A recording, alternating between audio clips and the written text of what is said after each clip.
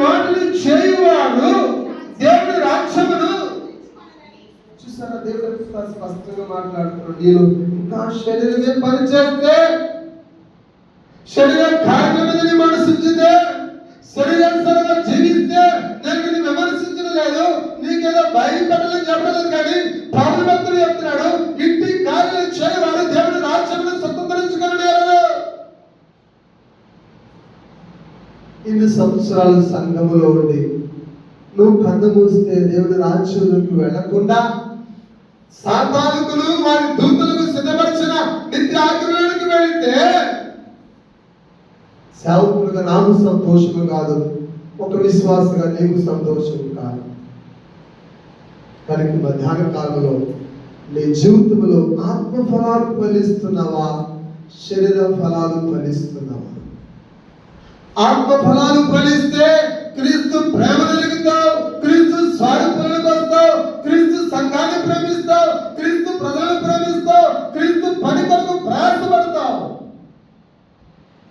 ఒకవేళ శరీరాన్నే ప్రేమిస్తే శరీరాన్నే పోషించుకుంటావు, శరీరాల ప్రకారంగానే జీవిస్తావు.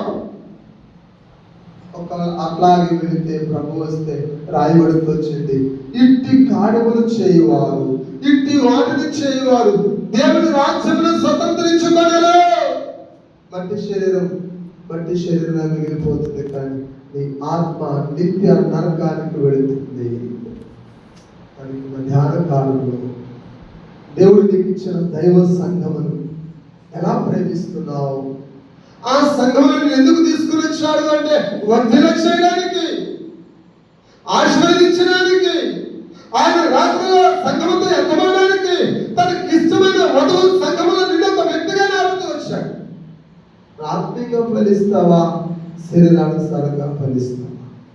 అందుకని పౌలు భక్తుడు అంటాడు గలతీ రాసిన పత్రికలో, ఏమంటాడండి?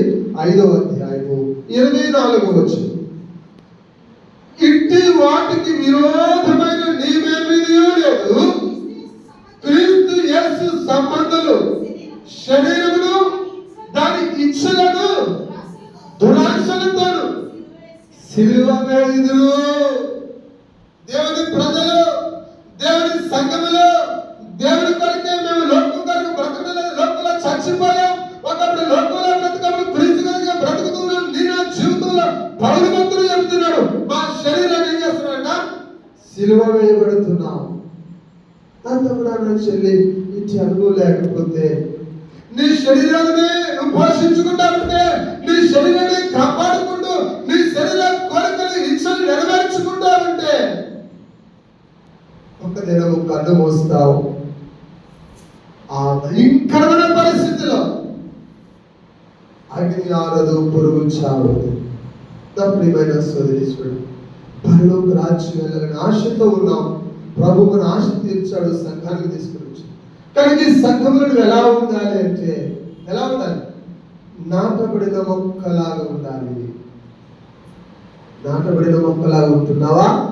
మాటికి పెళ్ళగించే మొక్కలాగా ఉంటున్నావా?